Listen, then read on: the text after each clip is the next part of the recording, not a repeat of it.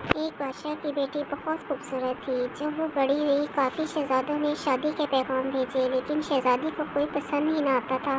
وہ کہتی، میں تو صرف سورج سے ہی شادی کروں گی۔ آخر کار ایک دن تنگ آ کر بادشاہ نے شہزادی کو محل سے نکال دیا اور کہا، جا کر سورج سے ہی شادی کر لو، دوبارہ کبھی شکل نہ دکھانا۔ شہزادی سورج کی تلاش میں نکل گئی۔ وہ مشرق میں پہاڑوں کی طرف گئی، پھر جنگلوں میں سے ہوتی ہوئی ایک صحراؤں پر گئی، پھر آخر کار وہ ایک ایسے پہاڑ پر پہنچی جس پر سورج کا محل تھا۔ وہ محل کے اندر گئی، وہاں شہزادی کو سورج کی بوڑھی ماں ملی۔ اے لڑکی، تمہیں کس کی تلاش ہے؟ میں سورج کو ڈھونڈ رہی ہوں، مجھے سورج سے شادی کرنی ہے۔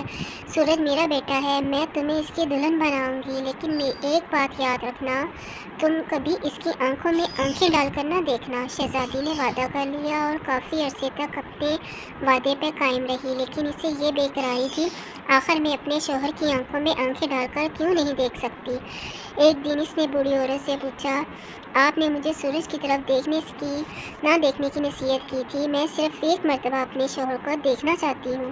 بیٹا، میں تمہیں سمجھ سکتی ہوں، اگر تم اسے دیکھنا چاہتی ہو تو ایک گلاس پانی اپنے شوہر کے سامنے رکھنا اور اس پانی میں اس کا عکس دیکھ لو، لیکن یاد رکھنا، اگر تم نے عکس کو دیر تک دیکھا تو تمہیں نقصان پہنچ سکتا ہے۔ اس شام جب سورج واپس آیا تو شہزادی نے ایک گلاس پانی اس کے سامنے رکھ دیا اور اس کا عکس دیکھنے لگی۔